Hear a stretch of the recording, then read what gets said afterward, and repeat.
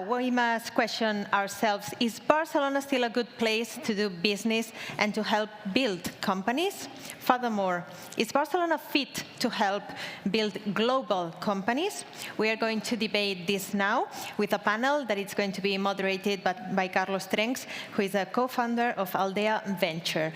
Carlos and your speakers, the floor is yours.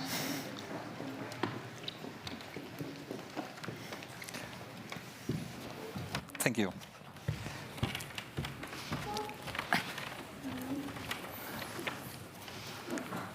So, good morning, everyone, and thanks to the organization to invite us to share with you about building global companies from Barcelona.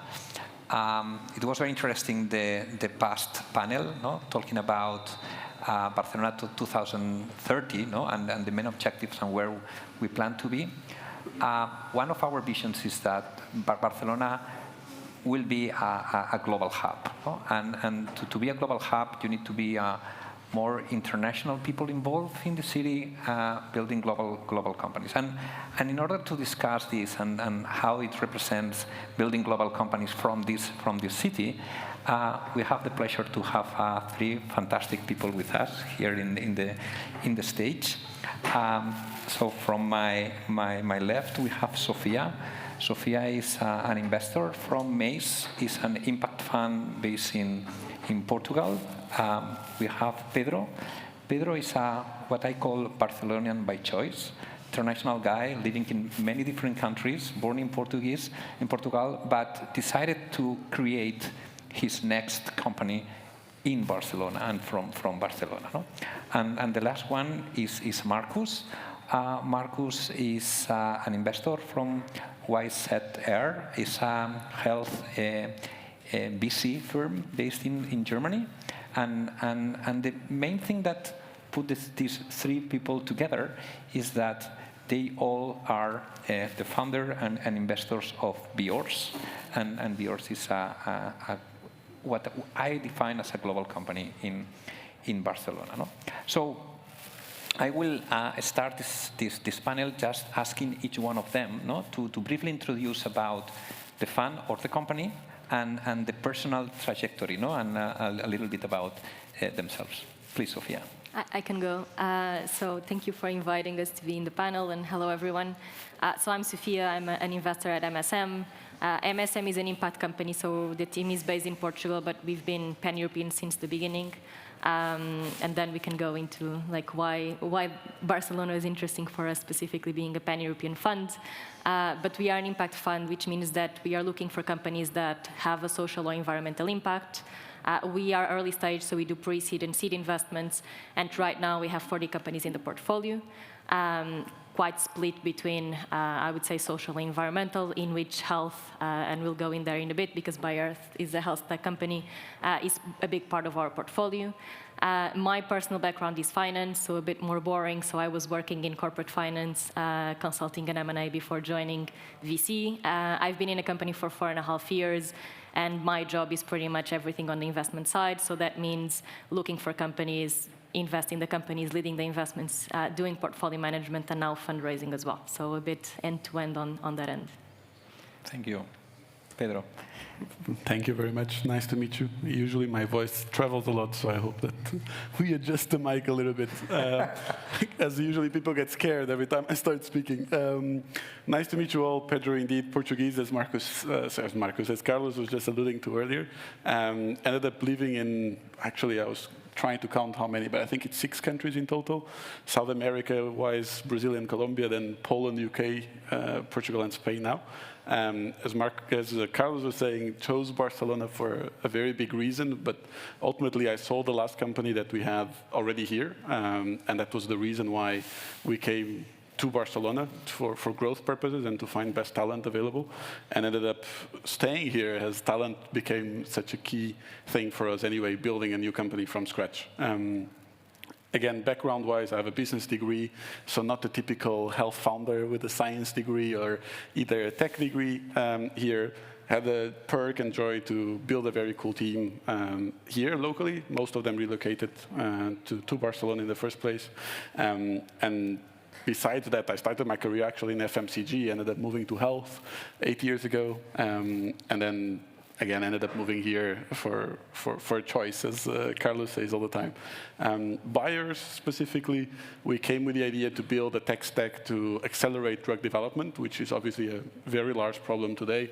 I mean, most of you probably not from health, so I'll give you some numbers, but everything you buy in a pharmacy has to go through a very lengthy approval process. It usually takes around $22 billion to get it to market in the first place, and 11 years in total. What Biorce's mission is to reduce not only the cost by half, but also the time period by half. So trying to get the 11 years to 6 years is pretty much our vision. And we are very lucky to be building this company in a moment where AI and compute allow us to get there. I don't think we could build this company 5 years ago, that's for sure. So it's good to be in a space where we are now. Again, very much building with a global footprint, but very much also focused in our Barcelona office, which is our headquarters, and where we have most people anyway. So nice to meet you all. Markus. Yeah, hello. My name is Markus, investor in Barcelona by choice. So personally, I have been an investor for all my life. Started as a private equity investor, invested in very mature companies, 200 million enterprise value and above, and developed a passion for healthcare. And that's what also led me to setting up Wiser Capital together with a partner a couple of years ago. We set up that firm with a focus on backing future European champions in health tech, meaning companies that really drive digitalization in the healthcare industry. And picking founders that have very huge and global ambitions, as well as the skill set to drive them forward. And currently we're investing out of a 100 million fund, backed by mostly institutional investors, and are lucky to have currently 19 companies in the portfolio from 8 countries in Europe, 1 firm from the States. Fantastic. So here we have international people that meet in Barcelona to build Biorce that aspires to be a global company. No? Most of the tech companies need to born global from day one. But my question to you is, what means born global? No? When you are building a tech company that try to be global from day one, what this represents? No? I can start with you, no, Pedro, with Biorce, with your vision, no? and how you plan to do it. I mean, absolutely. I think there's many angles to it. Probably the first one is which language you pick to run your company in. I think nowadays it's very obviously English, but to many of us it isn't probably. So I think making that first choice is how it starts. In our case, that was a no-brainer, and that's probably also why most of our staff is very international, which is probably the second point to answer to your question, is being global by nature when you hire people, that it doesn't really matter where they're from. What matters is the capability and skill set that they bring to the team. And then the last 2 points are obviously where are you based, in the sense of, is it an international place, which I think Barcelona transfers to be, that attracts these international people, that you can make it global. And then last but not least, obviously, run in a way that is operating across many different countries. And I mean, in a way, we Europeans tend to probably define global in a different way than many others. I guess for us, global tends to be very European and American, not as much looking at Middle East, Asia, and other regions. So I think when you're looking into that, selling and obviously having partners in those countries becomes crucial. And when I say partners, can be anything from co-developing to investments. And I guess that's probably how I would define global business. And again, there's many variables to each that I just mentioned, but to that degree, I think that's how I will do it. Markus, you are investing mainly in health. Health is one of the sectors, no? that this global perspective is more important. And you are targeting companies based in different countries in Europe and also in the US, no? When you are targeting these global-minded entrepreneurs, no? What are the characteristics, no, that you are looking for, no, in your investments? Yeah. First of all, our firm exists to really back companies that make a big difference. Yeah? So that means one selection criteria is being active and allocating capital to fields where the outcome can make a huge difference and can be, in fact, really big. And taking that as a prerequisite, yeah, that leads you to really founders that are quite daring in doing that, and founders that not only are on their mission, maybe driven by some very opening up of a specific regulation in some regional or national market, no, but founders that are ready to really change one aspect in healthcare, yeah? And that's what we're looking for. That is something that is very rare, but when we find it, we are very convicted and try to back the founders as good as possible. Sofia, you are specialized in impact, no? And in this point where impact and technology, no, is being together, how important is thinking in global challenges, no, in global solutions, no, when you decide to invest in one company? Yeah, I think it goes a bit to what Markus was saying as well, right? So when we look at market, we look at market from two perspectives. So it needs to be a big impact problem and a big market size. So it needs to be solving or affecting, when we talk about the environment, like a big percentage of, for example, CO2 reductions, or when we're talking about health, it needs to be affecting a big part of the population, which inherently means that we are backing companies that want to have a global impact, even if they have a test bed in their own countries, right? So that happens a lot, but that always have that global mindset since the beginning.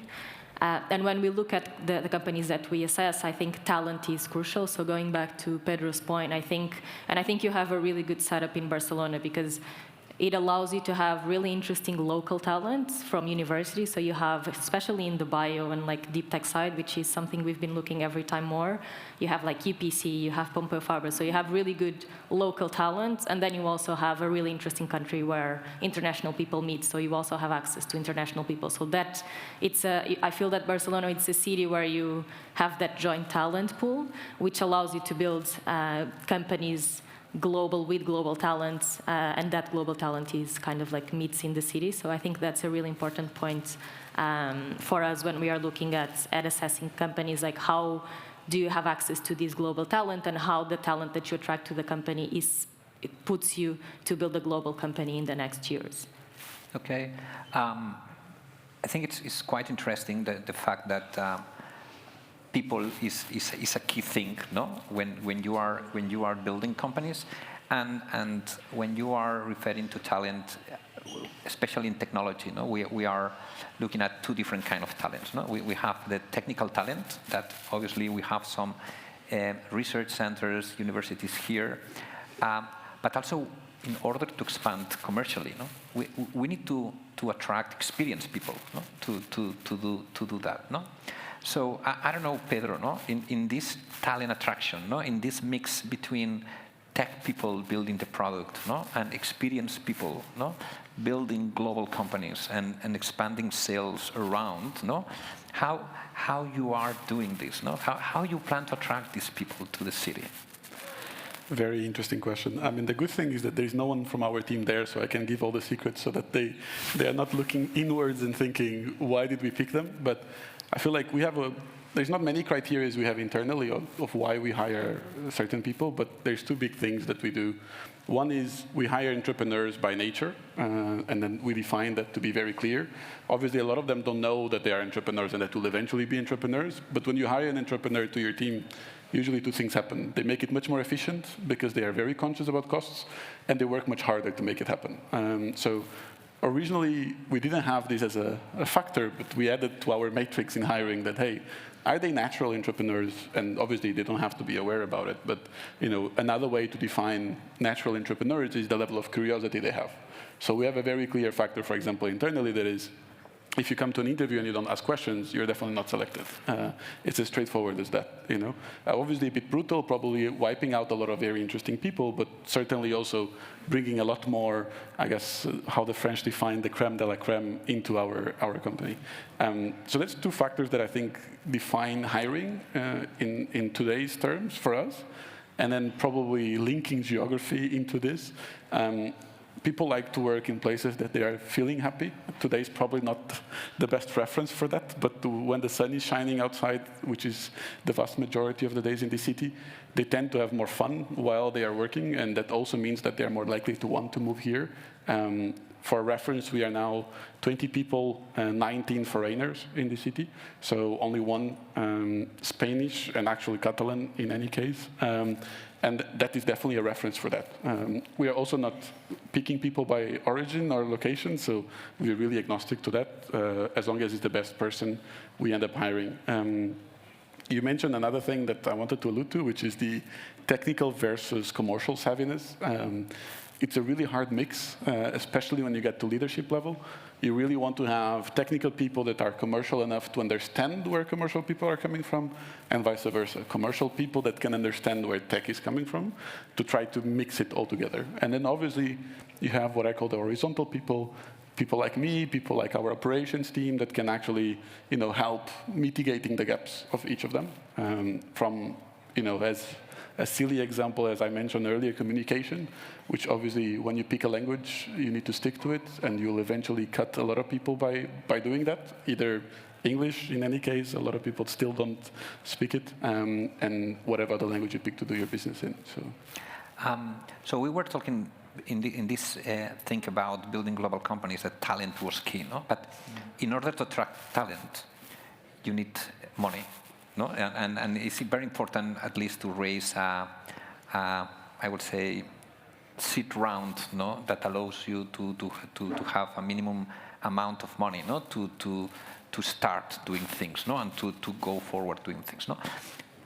Markus, how important is the investor syndicate, no, and how important is to have an international, diverse syndicate or a specialized one? So what is your thinking about how you build the cap table, no, in your at the investor side, no, when you are trying to build a global company? Yeah. So one of the core principles in our company is to really bet on complementary teams, and that can be on the company level, that's within our firm internally. But that's also the case for the financing side of deals. So what we really value is a setup where we can partner up as a specialist that is like really European-minded with other investors that maybe have some local knowledge, maybe have some other functional knowledge, or are generalists with a reach that's much beyond what we have. And this combination is something that in our minds makes a cap table, investor syndicate, really effective and can bring the most to the founders. Can I just add to that? Just a quick note, because I think that's super important for us as well. I think even when we are like in the boards of companies and thinking about the next round, like if US is the next market for you, like look for US investors in that next round that you're raising. So I think for us, it's super important that you have people on the ground that will help you with the go-to-market strategy there as well. And Sofia, probably you can ask this, no? So okay, so we are here in Barcelona. We are trying to build global companies. Obviously, we have a local VC ecosystem that is doing great things, but also it's important to be close to specialist and international VCs. So how people reach you, no? So how people is, so you are a local founder, no? You plan to pitch, no, to certain people, no? So how you pitch, no? How you find the international teams, not international VCs? So how people can find you? Yeah, I mean, I think in our case, like we're quite open. So if either you reach out to any of us in the investment team on LinkedIn, directly on email if you want. My email is sofia@msm.vc, so quite easy. So if you want to reach, you can reach out to me, or there is also a form in our website. So in terms of like inbound, I would say it's not difficult to find us. I think the other ways that we do sourcing, it's also outbound. So we do like specific market research in certain sectors. So we also do a lot of reaching out to the founders directly that are building in a specific sector. That's actually how we fund Biorce, through our scouting efforts. And then it's a lot of like the typical co-investor relations, right? So we also try to spend a lot of time developing relations with local funds that have access to like local talent through our LPs, which is a good example of Aldea as well. So yeah, so I think that's those are like our most effective sourcing, I would say. One interesting thing about Biorce, and probably, Pedro, you can talk more about this, is when you are building global companies, here you are in Barcelona, we have fantastic newspapers. But when you announce a round, I don't know if the right place to be is being La Vanguardia, and La Vanguardia is fantastic, but for the tech perspective, I don't know how you do it, where you publish the round, and what happened the day after? Yeah, I mean, we were lucky to be at an event when we announced our round at Web Summit, probably one of the largest tech events out there. So it was a really positive experience in that way. But at the same time, you're right. I mean, if you look at local news specifically, I think we had one which was El Referencial, I think it was, that picked us up, which, it was by choice. They, I guess, picked up another article and ended up sharing. I don't think many special Spanish news picked it up or even reacted to our press release very much so. I think, maybe being a global business rather than a serial Spanish entrepreneur is not as attractive to the news either, no matter how exciting the round was. But there's definitely more we can do, I think, on that space locally here. No, but you publish, I think that you appear in TechU and other international media, And what happened at the investor side, the day after you appeared there? I mean, there's one thing, if you're a founder and you're raising capital, there's one thing that no one tells you is that sometimes you need to follow the steps, and a lot of people are trying to reinvent the wheel and, raising safes, no equity rounds ever, and you don't announce many things, and by the time you notice, you raise 20 million in safes. But the reality is when you follow the steps and you go through a pre-seed, a seed, and you make a press release and you make it an official round, everyone else picks it up. And that's not just other investors, but also clients and other partners. And if we look at our story, from the day we announced until today, we never had as much inbound of both clients and investors as since we announced the round, really. Until then, we were very much funded in a non-traditional way until we announced our round. So obviously having that announcement allows everybody to pick up what we were doing out of nowhere. We are also not a company that was, doing a ton of marketing efforts to announce because we didn't have a live product until we closed the round anyway. So when we did have a live product, then it helped, and obviously the round was a big piece. I do think it's a big misunderstanding from many founders out there that think that they can, again, use the traditional safe mechanism to raise money after money and, not necessarily do priced equity rounds. But when you do and you announce it, they always come with those perks as well. If I can summarize, so building global companies is also a part of becoming a global-minded entrepreneur, And you are based here in Barcelona. Barcelona is fantastic. Barcelona is a place that has many attractivities, and you can attract talent and different things. But being global from day one means that you try to think, in every part of your company strategy, as a global perspective, And this means where you hire people, where you are targeting your customers, where you are pitching the company to raise money, and where you have a media presence. And if you are changing this mindset, and you start this from day one, and probably you were talking about English, and English is not our language in primary, for any of us. Things start happening. So we will have 7 minutes for questions from the audience. But before going to the audience, I will ask you about the city. So I think that you are investing for first time in a company in Barcelona. You are decided to be Barcelonian by choice. So my point is, what is your vision, no, about Barcelona as part of the European ecosystem? No? So how the city is balanced, no? How it's competing, no, with other international hubs? I don't know, Sofia. Yeah, I can start. I think, well, to start, I think you have an amazing city with an amazing lifestyle that attracts a lot of people. And I live in Lisbon, so I feel very at home because I think there's a lot of common similarities in terms of the lifestyle of the city.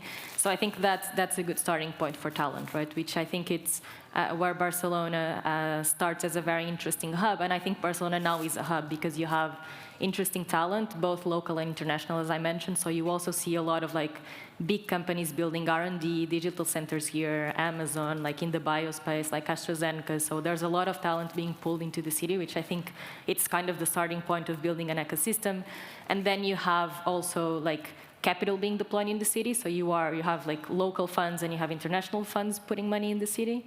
And then to finish, I think you have good examples, right? So I think to start an ecosystem, you need good stories from the ecosystem. You need like good unicorn stories from the ecosystem, which Barcelona has, right? So you have like Wallbox, you have Glovo, so you have stories that are kind of prompting that. So I think Barcelona, as it is, it's a very interesting tech and digital ecosystem in the European space.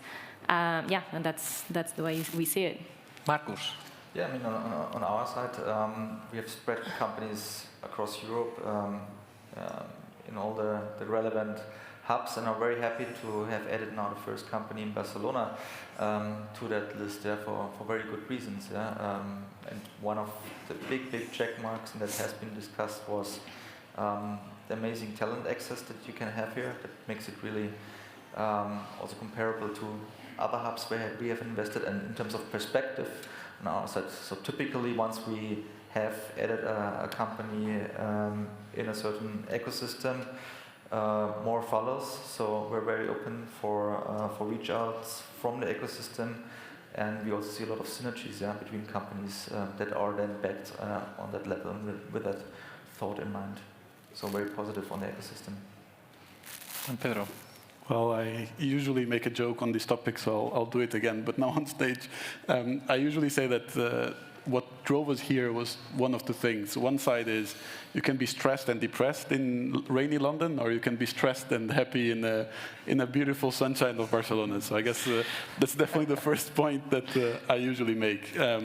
But on the serious note, I mean, you know, for any perhaps less experienced founder or anyone thinking of starting a company, the most expensive thing you can have in any company is attracting talent and retaining talent. No matter what anyone else tells you, and even in a deep tech world today, where GPUs are so expensive, the reality is you cannot do much without having the right people. So when you try to build a company, you should have first a location that attracts people. And I think it's a no-brainer. Everyone that visits this city falls in love. Even people that we ended up hiring remotely comes here for a company event, starts asking to relocate here. And that's how you build also what we call a community internally in our company that allows that to be a success factor. And you know, the other misconception is that people tend to think you can raise a company on family terms, and obviously it's not that. You need to have people that really want to make it happen and that are competitive. But at the same time, you don't raise a company by only hiring alphas, 1% type people. So you need a balance. And to find a balance in a city like here is much easier than it would be in a San Francisco-style city, where you're in the Silicon Valley. Everyone thinks that they're the next big unicorn entrepreneur, and they believe that at any day of the week they can just leave or ask for a double raise. So I think that balance between attracting very healthy talent for what a company's pool is, at the same time, needless to say, the climate and the ecosystem that you guys built over here, especially in the health space, and Sofia alluded to that, and AstraZeneca with over $1 billion investment, Alexion follow with the same here. I mean, we have many companies now being built out of here as well, from scratch, and we are an example of that, but there's many others out there. Hopefully, we continue seeing this trend, and Barcelona will become more and more a mark in the hub of health as well. Fantastic. So I don't know if there's anyone in the audience that wants to have one question. I think that we have a couple of micros. There's one there. This one. Hi there. Thank you very much for all your perspectives. I was wondering, question for Pedro. What are the top 2-3 reasons for which talent that you invite to come to interview refuses your offers? It's a very good question. We offer, I mean, I can even tell you data points because we are a bit obsessed about this. On the 19 people we hired, we had 3 offers rejected. 2 of them had an offer of package that was 2x plus what we offered, so we couldn't compete any further. And 1 because relocation became a problem. So, and that was more because family reasons. He had a partner that was originally Italian and decided to stay at home because of that rather than moving. So I think that kind of gives you a rough indicator. We interviewed over 320 people in the past 6 months. So that can kind of also give you a rough sense of, I guess, analytics on that. And yeah, sorry for giving you so much data, but we are really obsessed about data internally. So I almost know this by heart. But yeah, I think that answers the question. Okay, our time is over. So thank you very much for the 3 of you for coming to Barcelona and to stay in Barcelona and build a company from Barcelona, and to all the audience to be with us today. Thank you very much. Thank you. Thank you.